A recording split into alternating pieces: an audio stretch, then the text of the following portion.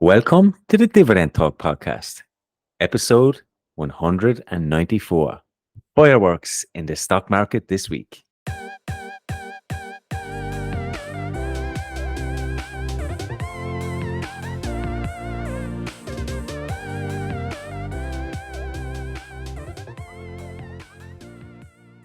Guys, today's podcast is jam-packed with 2 news updates about litigations and settlements, 2 dividend cuts from respected dividend kings, and several earnings updates that made the market move, most notably SBUX.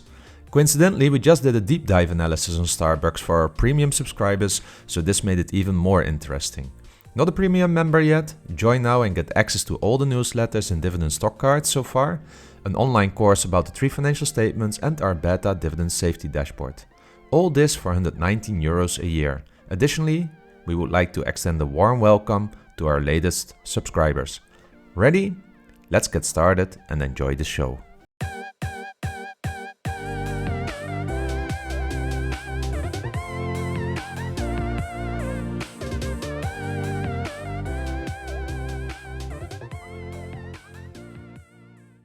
Hey, European DJ. How are you, buddy? Oh man, amazing. I mean, Kwan, whoever said investing is boring? I don't know if you have been paying attention this week to the stock market, but it was crazy. I mean, I had the luck that it's bank holiday here in Poland on the 1st and 3rd of May because that means we typically have a long weekend. It means I was able to spend some more time on reading the reports coming in. But oh my God, I mean, the title of the show, Fireworks, it's been crazy. I mean, it's been crazy. So maybe we should just get straight away into the news, because this podcast is jam-packed and I'm really looking forward to it. Yeah, let's talk about Philips. We know these guys have had a tough time lately, especially with their litigation. Yeah. They popped 40% this week. 40%. 40% because they were able to settle for $1.1 billion in their Respironics litigation in the US. So I believe it was the foam that went into the tubes or something like that and made people a bit more. I said, well, let's say it doesn't benefit the health of people, right? So they were able to settle, and I believe, if I read it correctly, half of this will be paid by insurers. But please don't kill me for it if I'm wrong. But a 40% pop-up, I think it's justified as well, because look, you see this with those stocks when there's such a litigation overhanging and pushing it down. If you would take the litigation out, the company is profitable as such, yeah, and quite making a decent profit. I think it was trading up to 40 or 40 plus euros before the litigation. Yeah, 50, nearly 50. Yeah, nearly 50. So I think it's totally justified to see such a response to 27 or 28 in a single day. Still a lot of room to grow. So this is interesting thinking, right? People may think now like, oh, I missed out. I should have bought it on 13, 15 or 19. But we have seen Bayer as well. Yeah, with the litigations. They were at 70 or 80 and they're now trading around 25. You don't know how litigation plays out. So, okay, hey, you missed 40. Yeah, so let's say you missed €7. But if you believe that the company is as strong and maybe even stronger pre-litigation, you still have a path to take to €40, right? If you really want to see it from a valuation point of view. So, okay, you missed out on €7, €8, but there's maybe still €12 in front of you. But with certainty about the litigation now, you know the impact to the balance sheet, you know the impact to the capital allocation strategy. I mean, sorry, but I want stocks that I sleep well at night with, and otherwise it would have been just speculation. And if you saw how they were dealing with the litigation all the time, a reservation here, a reservation there, it was crazy. They were underestimating everything. So the fact that they're able to settle now, I mean, for this CEO is a big win, because his predecessor was not able to do it, was not able to communicate well about it, was underestimating it. And the new CEO is, well, he's already 1.5 years in the job, I think, but has been able to settle it. So big kudos. We are often very much criticizing those CEOs about how they deal with it, but we should also give them kudos when they are able to settle it. Yeah. I fully agree with you. The fear of missing out of that €7, €8, to me, is worth it because of that word you said, certainty. Yeah. You can now make an honest judgment on how safe you think that dividend is. Will there be growth to the share price? Look, we don't do it for share price appreciation. It is nice, but it's more about that dividend safety. So now you know the numbers, you can crunch those numbers and make an assessment. Okay, will that dividend be safe? Will we see growth and so on? So Exactly. I think it's great news for Philips. It's great for a European company to be able to actually settle something over the other side of the pond. I mean, it's what's rare is wonderful, but we need to be realistic here, right? Because Philips is in the Noble 30, but maybe it should even be kicked out because it had been distributing a dividend out of the shareholders' own pocket the last time, right? So it's had a flat dividend, I think, for a few years now. Yeah. I mean, and this last time that they paid it out of our own pockets, I believe it should kick them out, but I haven't done that yet. Disclosure though, I don't own any Philips other than what I have in the Noble 30 pie, but I don't consider that necessarily ownership. Yeah.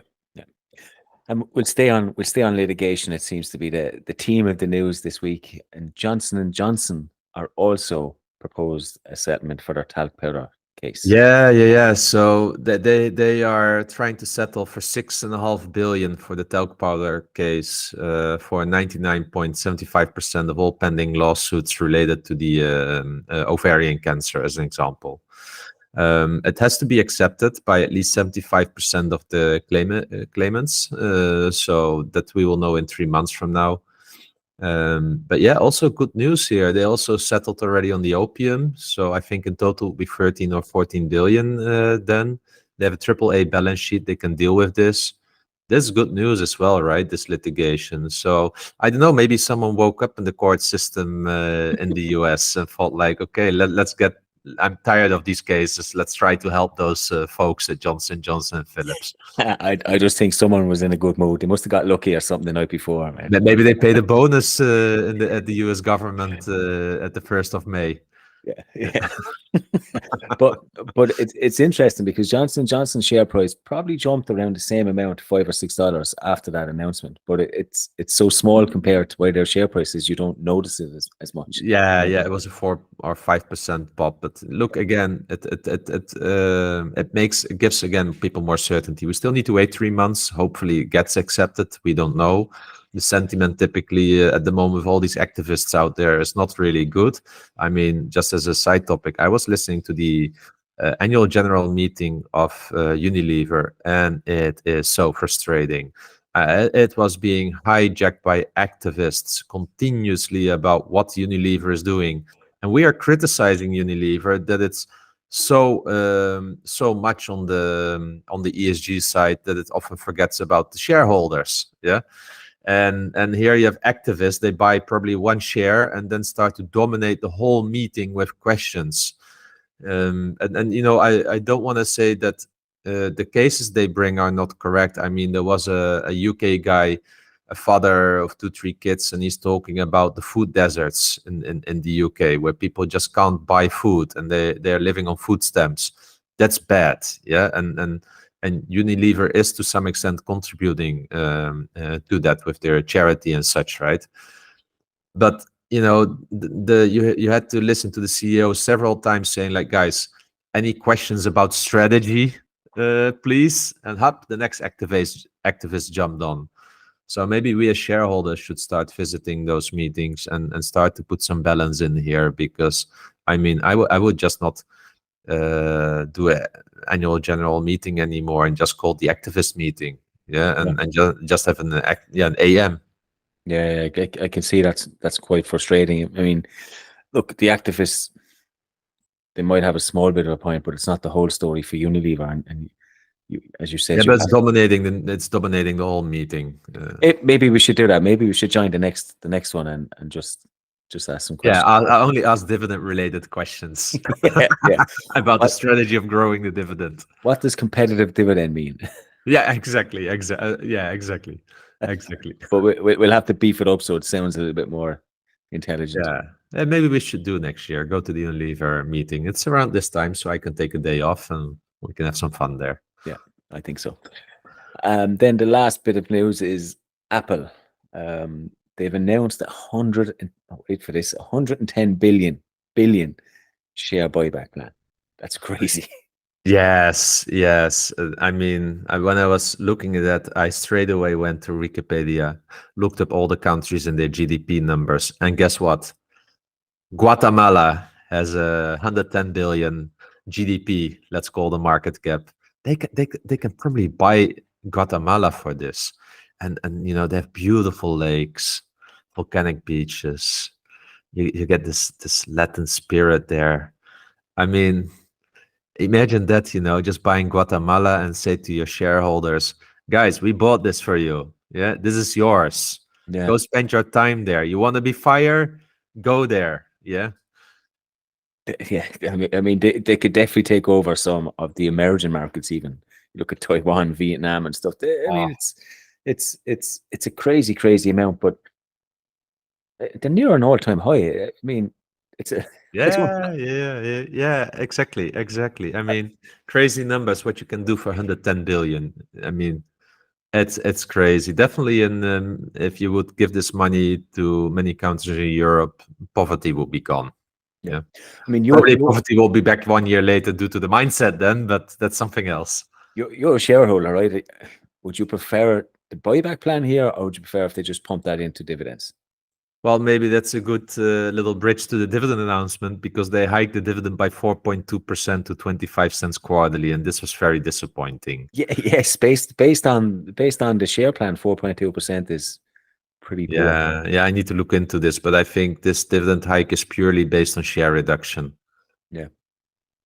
This was not a hike, yeah, as such. So look, for me it was disappointing. I think a company like Apple at this stage should be hiking the dividends by 10% or something like that.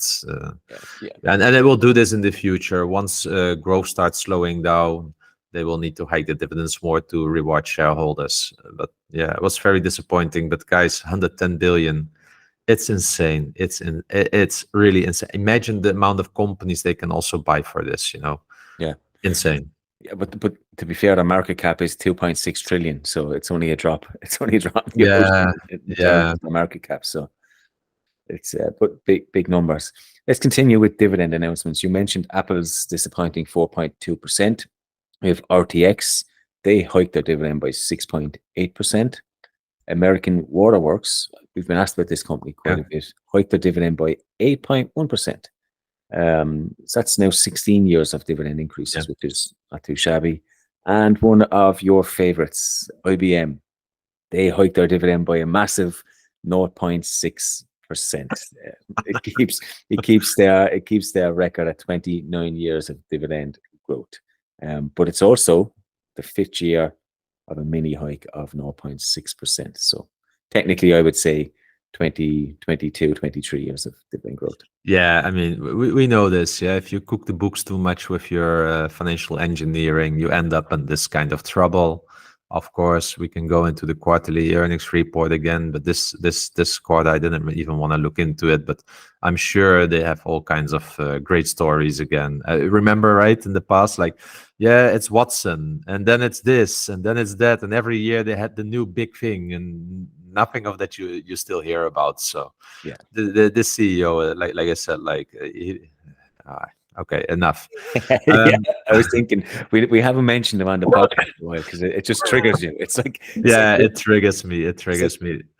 Let's go to the dividend cuts. Yeah, we have them as well. Leggett Platt, 52 years of dividend king status here.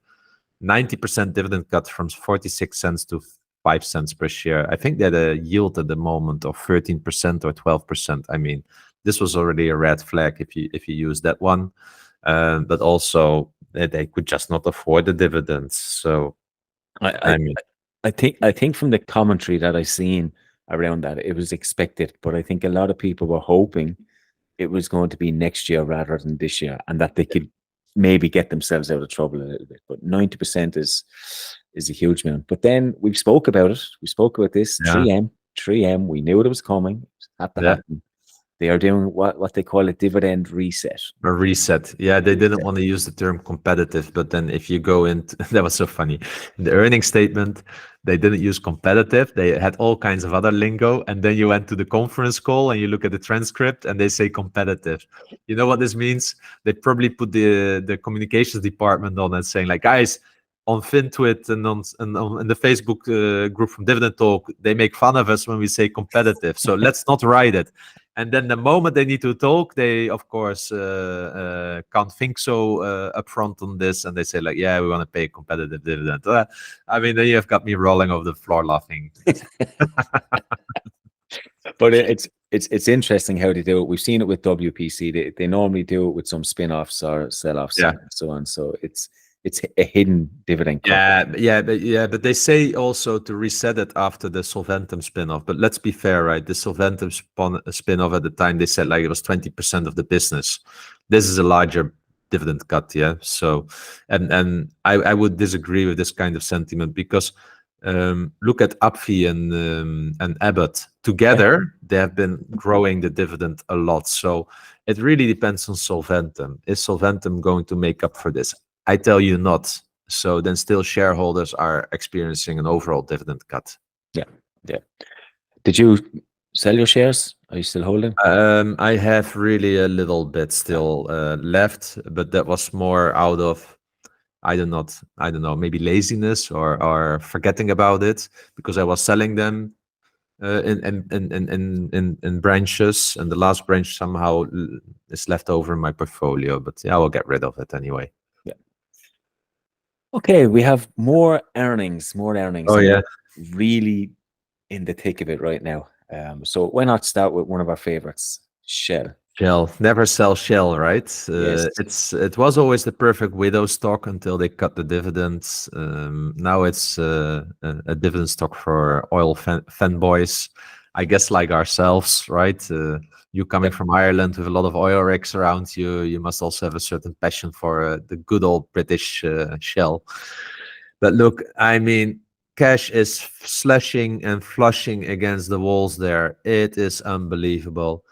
7.3 billion in adjusted earnings and a free cash flow of 6.9 billion. I mean, the cash flow from operations, by the way, 12.6 billion. These are numbers, they are crazy. Yeah, I'm even looking wrongly. A free cash flow of 9.8 billion. The 6.9 was from last year. 9.8 billion in this quarter. Crazy. I mean, the oil price is really doing them well. The gas price as well. And if you look at it, right, I just want to remind you that in 2016 they bought British gas for 47 billion pounds. Yeah. Yeah. They are now generating a cash flow of 4.7 billion in this quarter. A quarter alone. Yeah. Yes. So if they would do 15, 16 billion in gas, Shell had some gas already, but I mean, they earned this back already, this acquisition in 8 years, yeah, with the cash flow that's coming in. And I remember that at the time that they were very early into the oil crisis, that when it happened, in buying them, and people were saying, well, they paid actually premium for them, but actually in hindsight, this was such a cheap buy. Ben van Beurden, for me, he was a master in capital allocation. Of course, he had to cut the dividend during COVID. It was just too much. I mean, this guy did really like. He gave the current CEO an easy job with that acquisition. He did. He gave him quite an easy job, but it was a hard task to follow up. Oh yes, him as well. But I have to say, he's doing well. He's doing very well. I think he recognised quite quickly that oil and gas are probably going to be elevated in prices, and we've kind of seen that transition to renewables in the background more, whereas it was a little bit more in our face with the previous CEO. So I think he's doing a good job, and the numbers speak for themselves. I mean, you didn't even mention they cut their debt by 3 billion as well in that time. Well, but they didn't really reduce the debt as such. They increased capital cash. So which means that their net debt went down by 3 billion. But yeah, they could easily pay that down if needed, indeed. And also, I said the 3.5 billion share buybacks in a single quarter. Yeah, it's currently trading, because you need to look at the dollars, at 225 billion market cap. This is again 1.5% share reduction in a single quarter. So if they continue doing this, it's again 6% down. They want to pay a 4% growing dividend. Last times we saw that they also take the share buybacks included in that. So maybe we'll get a 10% hike again. I don't know, but I mean, look, I was thinking about it still yesterday. Last week we spoke about Total Energies wanting to go to New York Stock Exchange, Shell saying something differently. I was thinking like, look, they're not Dutch anymore, so who cares? And I thought like, maybe they should go to New York Stock Exchange, but only after I really decided to not buy anymore. So maybe still 1-2 years, go to the New York Stock Exchange, make the company more expensive so that you can't get acquired, because I wouldn't like them to get acquired. And yeah, and create wealth for us. And what I also like about the CEO is that he was quite early saying like, guys, I think you're going a bit too fast with the energy transition and what you're expecting from us. We will need oil. That's where the money is. Yep. He was quite straightforward in that. Yeah. And I was really, really impressed with that. But could you imagine if they were on the New York Stock Exchange and get this type of quality result? They would pop 10, 5, 6, 7, 8% easy. Yeah, I think they wouldn't pop because they would be already at that place with the expectations in. But to your point, there would be much more appreciation for it, because if you're now in the US, why would you buy Shell if you have ExxonMobil and Chevron? You need to go to international market. You get currency risk. You don't necessarily want to have ADRs. Yeah, so you want to have the ones where they are listed. So yeah, let them go there. But look, I don't want to make it. I don't want to spend any more time further on it. Just really good numbers again, of course, driven by the oil and gas price, but it also requires really great execution, and the execution is there. Yeah. Okay, we'll talk about Vici next. And we got a question from Mayak on this, and it was around Vici's debt maturities over the next couple of years. They have debt maturities of around 10% each year for the next 3 to 4 years. So I had a look at their earnings based on that. Their revenues increased 8.4% year over year. It's now getting close to 1 billion in the quarter. Their adjusted funds from operation increased 10.3%. We're seeing solid increases year over year. Remember, they have 100% tenant occupancy. They have these rent escalators in. I think they're doing phenomenal work. The barrier to entry there is phenomenally high. You can't replace these guys. They also announced an agreement with Kansas City Group to fund more resorts outside of Las Vegas. And as Mike alluded to, they refinanced some of their debt that was due in 2024, just over $1 billion, and spread that out, I think, as far as 2054. So I think they've split over 2 payments. So look, overall, it was a solid quarter from them as usual. In terms of their debt, I actually don't think that their maturities, I know they have 10% over the next 3 or 4 years. I don't think it's actually quite too bad. If you look at their leverage, they're in around 5.6 times EBITDA. I think their goal is 5 and 5.5, and that's where they maintain the rating. If you look at current deposit rates, they currently sit at around anywhere from 1 to 5.2, 5.3% from what I was looking up. They got their loan at a 5.9%, which is not actually too bad in this current market. It's a little bit higher than their average cap rate, which sits around 4.6. But I'd say 5.9 pushing out to 2054. I'm happy with that.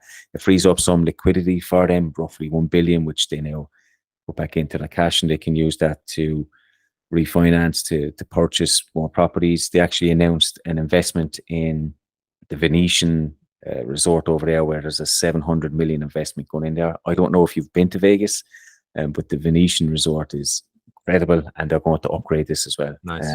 And on top of that, then that kicks in some rent escalators, because now they've refurbished it. They're going to increase the rent, and they'll make that money. I think they make 7.2 2% yield on that investment every year. So it's, Oh, I mean, it's the debt it's is not, covered then. yeah, it's pretty much covered. Yeah. So look, I'm not too concerned about having to pay back 10%. They'll probably do the same. They might refinance someone and kick the can down the road as well. Well, they have to. And the question is like, yeah, now they are having a bit of higher debt, but if they also can grow the rent at the same time, you will rather have flat earnings. As a result. So that's more how you need to look at it. But, yeah, you own some Vici, right?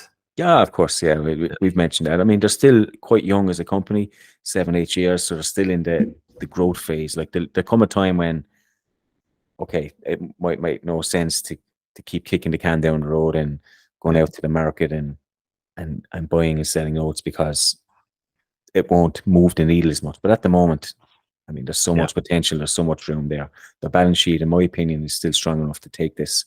We've got solid. The dividend is well covered, and the growth is phenomenal. So look, I'm happy. They also have this deleveraging plan that they're doing. So they look, as I mentioned, their plan is 5 to 5.5 times net debt to EBITDA. So they're doing that, but they're doing that through using retained cash for their acquisitions rather than going out for debt. So they're trying to do that as much as possible. And then I mentioned their rental increases, their rent escalator. So yeah, I think it's quite positive. It's a strong month, and look, there's not many red flags there for me at the moment. Talking about red flags, I think we have to start talking about this stock. It's called SBUX. Have you seen the video from the CEO of Jim Cramer? I did not. I did not. not. You should see it. I mean, how to reach clown status within one day. I mean, when you saw him, I mean, I have no words for it. I was listen up. I was listening to the earnings call. Half an hour he was talking about strategic opportunities. He started to talk about, I mean, what they can do to the coffee store, what they can do in the afternoon, what they can do to the occasional visitor. I mean, so much stuff. And I felt like, okay, when are you starting to talk about the comparable sales decline? Yeah, when are you starting to talk? Half an hour. It's what reminded me this filibuster. Do you know this concept in U.S. politics, right? They have this filibuster that in the Senate you can just start talking for an hour, so that nobody gets to bring any topic anymore or something like that. You just kill the whole agenda. Yeah, I guess he was doing this half an hour. I mean, how? I bet you he doesn't even spend so much time on a capital markets day. Yeah, this was crazy. But there was a really good analyst, a woman from one of the, from one of the banks, who really asked to the point questions. And then he started to say like, yeah, our quarter was not so good and this, and we need to get it back. And then he started to talk about the opportunities again, about the structure of the coffee or something like that. I mean, seriously, guys. But this is now really interesting, right? The stock declined with 16% or something like that on a single day. Yeah. So, Roberto also asked us like, what are our thoughts about SBUX, right? In light of this bad earnings report, and also, Luckin Coffee and the quotes of the CEO. So look, let's get to the facts. Yeah, revenues declined by 2%. That's not too bad. Yeah. Year over year, the earnings declined by 14%, now 68 cents per share. That's not so good. But if you look at their non-GAAP earnings, it's declined by 7%. So not good, of course. But let's remember one thing: they came off really high earnings, as well after the inflation. The biggest issue for me is actually that their operating margin declined as well by 12.8%, and this is an issue because they have this triple win, triple shot strategy, which is all about growing the operating margin to 18 or 19% sustainably. So they are heavily failing on this one. Then, of course, what everyone talks about is the comparable store sales, which declined for the US by 3%, mostly due to 7% less in transactions, which is a lot. But let's and I want to give the company some slack, right? So one way is how the CEO shows up, but one way is what the business said. They had 12% growth last year in same store sales. Yeah, it was a really, really good year last year for them. Also, this time in international, which is Europe, China, everything, they had 6% decline in same store sales, 3% in transactions, 7% growth last year. And if you look at what the comparable store sales were last year, 8% overall, I believe, 8% the year before, record in 2021, of course, because they had a big decline in 2020. But before, it was always around 3%, 5%. So the last 2 years, they have seen really high same-store sales. And I actually feel like it's getting back to the mean now. Yes, it's a 3% decline, but if you then average it out, it's just getting back to what it used to do historically after this whole disruption to COVID. Yeah. Now, everyone on FinTwit is, of course, talking now about the expensive coffee, but it's always been expensive. Yeah, this is what the brand was known for. Yeah. So I'm not saying that the company doesn't have issues. Seemingly, if you are in October guiding for a 15 to 20% earnings growth and now come down with a flat earnings, yeah, then you are doing something wrong. That the CEO totally got caught by surprise. I mean, you can't look into the mirror and come with these earnings and now be so surprised. It's then you are really incompetent if you don't see this coming. Yeah. Well, you know, I wrote a deep dive article for our premium newsletter, so I'm glad about the timing, of course, because for myself as well, I studied it, I looked at it, so I know what to look at for this company, and I've good conviction, and I sleep well at night. Also with these numbers, that's the nice thing about really taking the time one time and do a deep dive and really understanding what to look for, what the trends are, and you can make better judgments calls. But guys, it's really not just the expensive coffee. It has been expensive forever. I remember this in 2006, 2007. If I would go to Starbucks, I couldn't go every day on my budget because it was just a luxury thing, and it still is. But it needs to refurbish some of the stores and such, in my opinion, to bring back a little bit this premium experience when you go into a store. But this was the same half a year ago. Yeah. So nothing really changed there, other than that I think consumers just don't have a lot of money in the pocket at the moment. Yeah, and when you don't have a lot of money on the pocket, you make coffee at home. We all know this. We do this already as a fire community. We do this. Yeah, and it's a consumer cyclical, sorry, and it is one for a reason.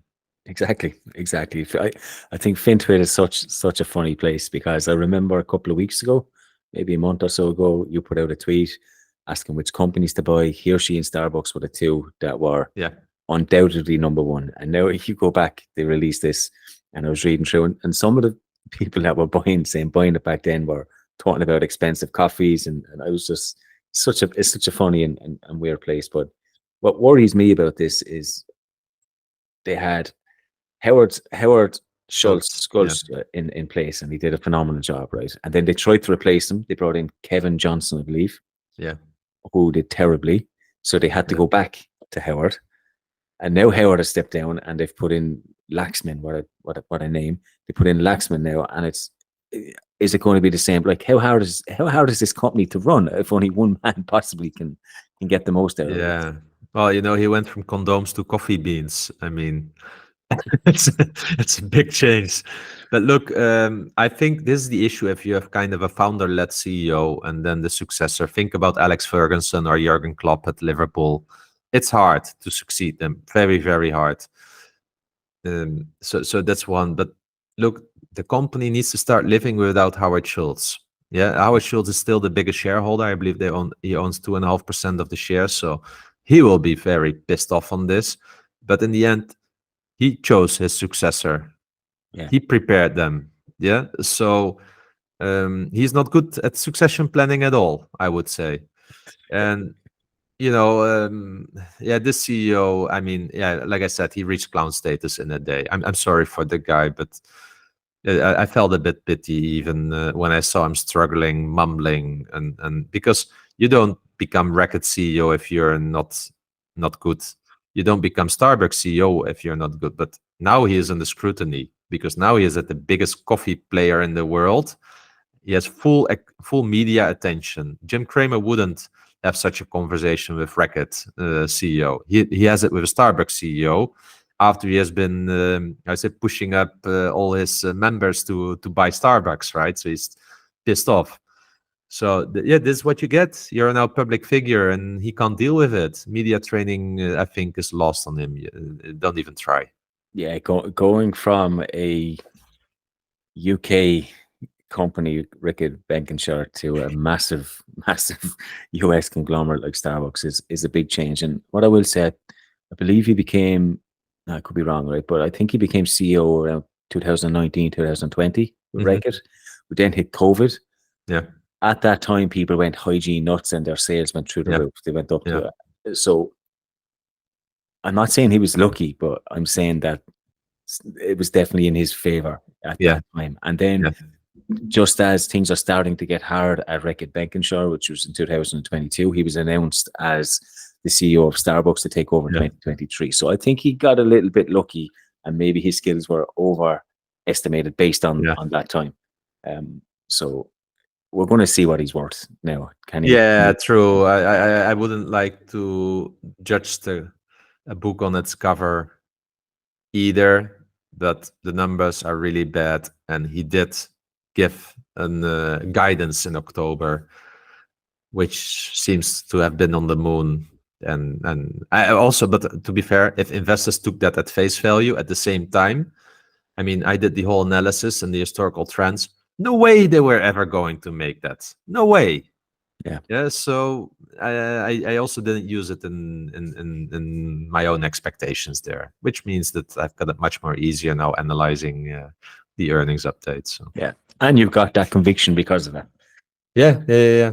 Well, I mean, that's interesting, right? Around conviction, because it get really tested now. Yeah, and yes, that's why I'm happy about this stuff, because for me it's now just a better entry point. Yeah, but of course, my conviction is not as strong. Let's say if it was 100% before the earnings, it's now 90% because the CEO, and we know that management matters. Yeah, so you can't have a few quarters like this, because then he's really ruining the business. Yeah, a lot's riding on his shoulders. Yeah. Anyway, let's move on to another turnaround company. I say another. Starbucks is not. Starbucks is not a turnaround. It's not a turnaround. That's harsh. That's harsh. That was a harsh comment. But let's talk about Pfizer. And this came up as a question from Divcraft, who said the fundamentals keep getting better, and management reiterated in yesterday's call that the 6% dividend is safe. So are we considering it in our portfolio? So if you look at the core numbers off the bat, you see major declines in revenue, operational growth, EPS numbers. But to be fair, that's including their COVID-19 products, okay? And we know that those products have all but died away. There's not many people availing of them anymore. They're just withering away. So if you take out those 3 products that are COVID-based, they actually saw an 11% growth, which is not bad for a core portfolio. I think they recognize that they are in a bit of a transition at the moment. Coming off a high base like COVID is actually quite challenging, to be fair. And you look at their key priorities, they want to achieve world-class oncology leadership, deliver a next wave of pipeline innovation, and maximize performance of our new products. Look, everything there screams to me, we're in transition, we're heavily investing into our R&D, and we're trying to improve our pipeline and bring the next products through. That's what I'm seeing there. I don't see much in terms of they're expecting something to grow. They're just putting a lot into their R&D and hoping some of these products take off. Obviously, it's encouraging to see their core products at the moment increasing, which shows the demand. And to be fair, they have recommitted to their dividend and their shareholder capital allocation. I think their free cash flow yield or free cash flow payout ratio is around 50%. So they can comfortably afford that dividend at the moment. So for me, look, it's a company in transition. It was a tough quarter overall, but I think it's encouraging signs there with the underlying products outside of COVID. I think it's a tough one because you're betting on their R&D, you're betting on their pipeline, you're betting on their innovation. They cancel our share buybacks in 2024 to actually put 2.5 billion into their R&D. So it's to me, it's this is a risky one. I can see the appeal, but there's also an element of risk, which you're getting with a 6% yield, I suppose. I mean, I haven't studied it lately, Pfizer. My issue with it is that they won the lottery, and they've not been able to do something meaningful with it from a capital allocation point of view, and that's a bummer. Other than pay down a lot of debt, I think they did clean up the balance sheet. Yeah, but how did the debt got there in the first place? Bad management and exactly. Yeah, for me, okay. If they wouldn't have even paid debt down, then they would also be in the clown. Then we would start building a circus. Yeah. But look at what AbbVie did with their sales patent cliff. They bought Allergen. Look how that's playing out for them. Why can't a company like Pfizer do that? Because they're not focused. Yeah, they're not focused. They're not innovative enough in relative terms. So then you end up with this. So I'm biased, I guess. I'm just negative on this company because of those reasons. That's why I'm staying away for it. But to be fair, maybe I should give it another try one time to look at it. Maybe see something that others see that I don't see. Yeah. I mean, I kind of agree with your sentiment, particularly around the innovation, and they're now trying to start to do that. But I believe they should have started during COVID when they were cash rich, when they had that money and they were riding a wave. I think maybe the belief was COVID was going to be here forever and that money was constantly going to go because nobody could predict, right? Nobody. But I saw the documentary about BioNTech and Pfizer. Pfizer even didn't want to deal with BioNTech in the beginning. Yeah, I remember that. Yeah. Yeah. So it is a miracle. It's really a miracle that still happens. And any CEO at Pfizer that pats themselves on the shoulder for that, you know. Yeah. So look, I think overall the appeal here is the 6% yield that you're getting and the fact that management have said it's safe. Just remember, Energas said their dividend was safe, and it wasn't. So I'm not taking management's word on it. The problem here for me is growth. Where's the growth coming from? What's the next blockbuster? Yeah. Can they make an acquisition that will give them what we have? I don't see it at the moment. I don't get that sense when I read their key priorities. It's just too hard for me. So I think it's too risky, if I'm being honest. Yeah. Well, talking about innovation, what about Novo Nordisk then? Just a quick shout out. 22% sales growth. Talk about fireworks. It's not just the news. 22% sales growth. It's insane. And you gotta love Ozempic. Yeah. Generally speaking, that business unit of what they call GLP-1 grew with 32%. I mean, first of all, it's helping diabetes, right? And then when you stay fat, you just take it, and you kill your hunger and you become thinner. I mean, it's a miracle drug, and I'm very concerned about these kinds of drugs is like the long-term effects of this. I'm so afraid that this is too good to be true, that later on they will get a lot of litigation against them because of whatever reason. I don't know. It just feels too good to be true. What's happening here. That was my exact sentiment when thinking about this. When you start speaking about weight loss, it's not designed for that. First of all, I don't know if they are actively prescribing it for that, and if they are not, if they are staying away from it and they are saying this is for diabetes only, do not take this for weight loss, they could be covered. But if they are pushing it for weight loss, that's when the trouble could happen. And so I don't know, right? We are talking here without having that knowledge. Exactly. But just my feeling is like, I just hope that this won't go wrong. Not that later it has some side effects and that will wipe out all the sales, because then they're screwed. I so much hope that with all the FDA approvals, that all is sound. Yeah, I really hope this for the company, but because it is. I mean, what Novo Nordisk is showing now, I think every European should be proud on that. On what they are. It's showing that you can be in Europe, can be innovative, and you can can be a stock market darling. That's what this is demonstrating. And we need sometimes more of these kinds of companies in Europe. Yeah, we do. But I'm just looking at the graph you have and the numbers, and they have reported sales with an 11.7% CAGR over 10 years. And I find this quite funny because it's true. It is true. But if you look at the growth, it's probably flat-ish, maybe 1, 2, 3% up until 2 years ago. And then boom, it's to the moon. So while it is 11%, it wasn't 11% for 8 of those years. So it's always funny to look at those things, and reminds me not to just look at the numbers at face value and actually to look deeper. And what was interesting, they have some slides in their investor relations presentation about this as well, because they have also competition, right? For this. But then it reminded me Allergen with Botox.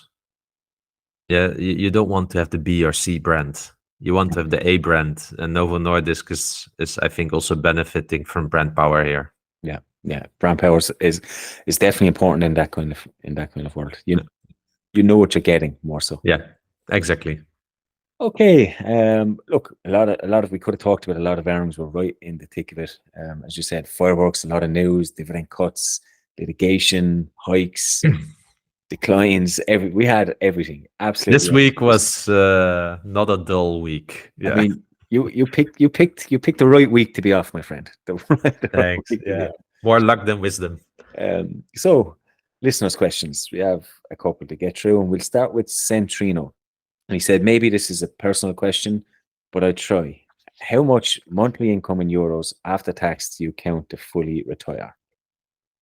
I'm not going to disclose that for just safety and personal reasons. Yeah, it's a hard one. I'd be happy to share with you, Centrino, maybe over email, what the cost of living is in Ireland and how much I need to do that, but it's probably too close to the bone to answer here. Adrian has asked about any updates on broker safety and long-term lowest risk brokers you found in your research. Well, and he says except Interactive Brokers and DEGIRO, so not really, because I mean, if you talk about broker safety, I think you're pretty good at Saxo Bank as well. I just don't like that they have maintenance fees. I know that they don't offer this in Poland, so in Poland it's a bit more attractive. So Saxo Bank is a bank that's internationally available, but I hate maintenance fees. I looked at like my fee statement for a small portfolio, and it was 2.5% on an annual basis. That's insane, because this is maintenance fee, this is transaction cost for commissions, this is all kinds of fees, dividend reinvestment fees. So it was just too much for me. I think on a larger portfolio this would have been less. With less transactions it would also be less, because I also used a little bit for option selling, but it's still too much. It's still too much. Yeah, maybe, I mean, we have relatively small, I was going to say relatively small because it can be relatively big as well, right? But our portfolio size compared to super investors will be tiny, and those are the guys you want to know where their money is, because you can be guaranteed that's where it's the safest. Yeah, exactly. Joris has asked me what factor of sun protection do you need for the Irish sun, and your tweet, I think you mentioned something about the Irish sun. Got quite a bit of a reaction from that. I can guarantee you now, I'm looking out the window, there is no sun. It is raining. it is raining right now. In terms of sun protection, Joris, we don't need any. Actually, I think it's the opposite. Yeah. we need to get on sunbeds or something to try and get. It was quite funny. I was reading that tweet. Mario is saying that I need the sun. We got a lot of comments on me needing the sun, right? But he's doing it from a football point of view because his team, Manchester United. I am also a fan of Man United. If I think about the Premier League, because there's a Dutch coach there, right? Man, and they took points away from Liverpool. We were flying in the league, and then we play Manchester United and we play Everton, our two biggest rivals in the whole wide world, and we lose the league to both of them. I mean, and it's raining outside. It can't be any more. Just as well we had fireworks in the stock market this year. That's all I was saying. Every Man United fan, although they hate the position where they are in the table, I think it's still made up for a lot of their season, winning in the FA Cup, and then I think playing a draw in the league. Yeah. Look, we won't get into it because this is dividend talk, not football. No, but I wish you to win with Liverpool. I also like Arsenal a little bit. Arteta, I like it that he worked with youngsters. So Manchester City has won enough, so it should be Liverpool, Arsenal this year, I think. Yeah. My goddaughter is a strong Arsenal fan. She's Oh, Italian, so I hope they win for her. So nice. Zoe, if you're listening, this is the first and only time I'll support Arsenal for you. And then after that, I'm back to Liverpool. Pulkit has asked us, would you buy mining stocks when starting a dividend portfolio to boost your projected annual dividend income? I would say no. I would say no, but I did it. I bought BHP in the beginning, I remember, and later on also some Rio Tinto with that thinking in mind. Yeah. So, but it's now tricky because every time when they increase a hike and I update my sheet, my projected dividend income goes up, and every time they announce the next discount, it goes down again. So I have them because they are a high yield place. High yield. Did you buy them when you were starting your portfolio? Yeah. But, no, Rio Tinto a little bit later because then it was really more like value related. But BHP, I bought them at the start because of the yield and the potential of reinvesting those dividends. Exactly for what Pulkit said. Would I do it again? Probably not. Probably not, because I think in the grand scheme of things, it doesn't help that much. Although generally speaking, high dividend investing does help you in the beginning to boost up your paddy because of you can reinvest more dividends. But this is not a dividend grower. The mining stocks. So that's where it's not reliable. Pulkit, I've said this on the show a few times, but I recommend reading The Income Factory, who take a similar approach to this. They tend to invest in companies yielding 8, 9, 10%. Might be less cyclical than your mining stocks. I'm not saying any less risky. The risk might still be there, but certainly less cyclical. So it could be a good approach if you want to do that. I said no in the beginning because of the cyclicality, and yes, you might buy them and they have a high dividend this year, but when it drops 50, 60%, it can get a bit disheartening as well. So you kind of maybe we should get the author on the show one time. Yes, actually, that would be.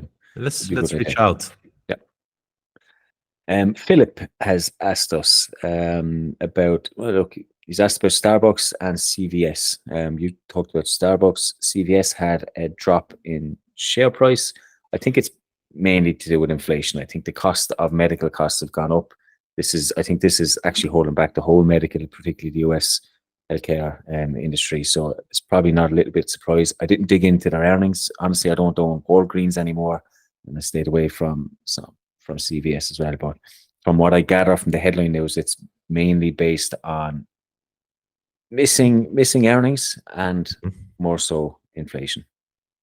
But he does have another question, and it is, when you have multiple brokerage accounts, so let's say you have a normal one and a tax sheltered one, do you consider them separately or as a whole in your summaries? I actually, in my day-to-day dividend portfolio where I look at, I don't have them included. But if I would go to do my annual review at the end of the year, I usually log in there to see what it ended up with, because I just buy there once and don't ever log in anymore during the year. So it's a little bit on the back burner also, for the reason that I can't live off the income. Now I would, I could technically to withdraw from it, and then you get, of course, a tax event. But generally, it's a little bit more like, okay, this is something where I'm just using for tax reasons, but I benefit from it when I'm like 65, 67. Yeah. So yes, it's a bit of a blended yay, nay answer. Like in my normal portfolio where I have my tracking sheet, not, but once a year I make a total net worth calculation, and that's where I include it. Yeah. We don't have the option to have a tax sheltered account where I can buy these shares. I have a pension, obviously, but it's completely separate, doesn't pay dividends. I don't get to select my company. So I don't have this problem. I'm Good, unfortunate to good. say. And then Philip has came back with one more question, and it's around industrial REITs. Do you consider any of them attractive right now? He was thinking about ticker symbol PLD, ticker symbol STAG, and WP Carey. Oof. I don't know. Yeah, it's a tough one. I mean, WPC, I know they cut their dividend, Carey, but it was a dividend reset similar to what we've seen with 3M. They were offloading some businesses. Yeah. There's still some growth there. There's still potential there. They did have a history of growing dividends. I think they will get back to growth. If I'm honest, I haven't looked at the other two enough to give a comparison, but I still think WP's Carey is a decent option. I don't know them well enough to be able to say. Well, I mean, I've looked into them individually, but not in this cohort like that to give a meaningful answer. Yeah, exactly. And he's asking then any hints when evaluating them compared to retail ones. I don't think you should compare because they're not apples with apples. They're different. So you need to compare your industrial REITs against the other industrial REITs. Yeah. I just ignore realty income, ignore NNN, and compare them with each other. That's what I would do. Yeah. Ron has asked us about Starbucks. The overextending pricing power of Starbucks is declining. Is declining metrics the new normal for the next 8 quarters, like Twitter is alluding to? I mean, we spoke just about it already, Ron, and I have actually nothing to add there. Yeah. I mean, you said it's cyclical. We don't know how long that will last. So you could see it for 8. You could even see it for 12 quarters. Who knows? Yeah. But shout out to Ron Kingpin. This is from the Facebook group. He's really awesome. He sometimes shares some nice pictures as well. I think the other time with his daughter or granddaughter. They're lovely and always really good content that he adds to the community. So thanks for that, Ron. Yeah. We're still trying to get him on the show. Yes, we should. I'm expecting the email to say he's not coming on again, but yeah. Well, God loves the try. Tim has asked us to do a quick fire round about picking one dividend stock per sector. I actually think we should do an episode next week on that. I think it'd be much fun if we pick one each and give our reasons. Kieran has asked us about a summer meetup.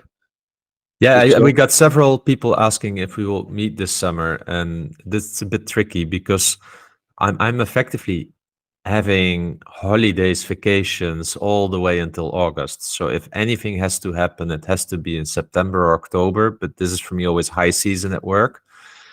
So I'm personally afraid that I wouldn't be able to make it. But if someone wants to take the organization on them to do it in September, maybe I could join.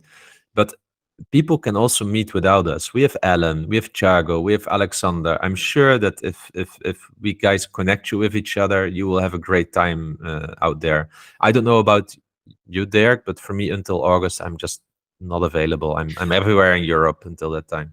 Yeah, it's look, you know yourself. I'm very uncontactable most times during the week. Work is crazy. We have a huge expansion and then another expansion straight after that. So it's crazy. So my time is limited. I have a couple of holidays with the family this year, and a couple of holidays with friends. So if there's someone going to organize it, if I'm free, I will definitely try and make it. But I don't want to make that commitment. Right? Yeah. Nikos has asked us about US government bond ETFs. They have AA or AAA ratings, low or negative growth the last 5 years. Is it still good to diversify with bonds when you have stocks? Yes, the answer is yes. I think generally speaking, when you think about diversification and you think about protecting your wealth, bonds have a strong place in there. You should definitely go for not for an ETF, I would say, but for real bonds, because you get your capital back and you know what yield you are getting. I'm not so much familiar with the ETFs as such, so I would invest directly in bonds, to be fair, as a diversification way of doing it. Okay, Davide has asked us about Hershey's, ticker symbol HSY. Do you think they're interesting at this price level? this smells a bit like we would be giving advice, and we always, when we get these questions, David, nothing personal, but we always get a little bit like, okay, we need to watch out with this, because we don't want to be in a situation where suddenly one of the regulators listening to the podcast says like, guys, you're giving stock advice. So maybe let's say like that. I've been increasing my position not too long ago. So as a full disclosure here, I think there's a lot of talk about the cacao prices. And I would say, David, you need to do your own homework. You can't borrow conviction from me. Today is earnings day, I believe, for Hershey. Have a look at it. Check if the cacao prices are really hitting their bottom line, because that's kind of the narrative in the stock market. And yeah, if you need to know how to do some valuation or something like that, I once did a video on YouTube about it, about how to use a discounted cash flow statement, and maybe that helps you a bit, David. Yeah. Next time, ask the question in a way that it doesn't trigger us to think like we're giving advice. Well, in terms of share price, do you think it's interesting at this price level? Not the buy. Do you think it's interesting, right? And to answer that question without giving advice is, the share price is roughly where it was around 2 years ago, and it is above where it was 3 years ago. So maybe it was overinflated in price last year. Yeah, but your answer is like the sun can shine or it can rain. Yeah. Hey, Bolan, it's Ireland. It just rains. I don't know if the sun can shine. But you can see where the question is. They've had a drop off. A huge drop off in the last few months. So look, I also, from a yield point of view, it hardly trades ever at this kind of dividend yield, which is still like I think slightly below 3%. But the last time I bought it before was like 5-6 years ago, when it one time traded at 2.75 at $100 at the time. Yeah. So I also realize it doesn't happen a lot that it trades at this kind of yield. Abraham has asked us about India. India has a very young median age of around 28. It's in a very interesting position geopolitically. What are your thoughts about the future of India and other emerging markets?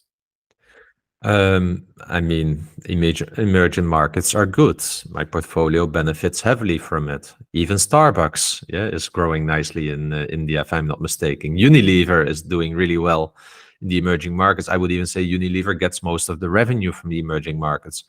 So yes, they play an important role for a wealth creation point of view that we can benefit from. Now, if you ask me, do I want to invest directly into the emerging markets via holdings? No. Full disclosure, I do still own some Alibaba, but that's rather an exception. I own these. I just own consumer staples, as an example, that significantly get an amount of revenue from the emerging markets, and that's how I benefit from this. Yeah, I can see the appeal. India has been on a lot of, I won't say a lot, but has been on investors' lips the last couple of years. You can see the potential. The population there is huge. There is growth to be had there. They're starting to westernize more and more, which means the brands like Starbucks can usually thrive there, like it did when China opened. So there's a lot of potential there. So I can definitely see it. I'm not comfortable enough to know that full market yet. So if I was going to go down that route, I would do it via an investment trust. I've mentioned this podcast a few times, but Money Makers, I think 2 weeks ago, they had a guy, Dominic, his surname is gone for me, but Dominic Screven, and he invests in pretty much emerging markets, and he gives some good insight. So I think check that out. And if I was going to go down that route, I would definitely do it via an ETF or a trust, so I don't have to make those decisions myself. Keep Walking has asked you a question related to the Portuguese stock market. So we've got companies like Geronimo Martins, Semampa, and there's a Portugal one. You might pronounce that better than me. But what are your thoughts on these companies? So honestly, I don't really care where the companies come from which country. I care about their commitment to the dividend and paying a safe dividend and a growing dividend. Geronimo Martins, I looked into them in the past. It's the owner of Biedronka stores here, if I'm correct. Yeah. And I believe they didn't have a nice dividend history, and that's usually already when I don't even look further. I don't know about Samapa and Correios de Portugal, so I will check them out. Yeah. I think we got a question on Geronimo before, and we Yeah. concluded the dividend growth wasn't there. But Yeah.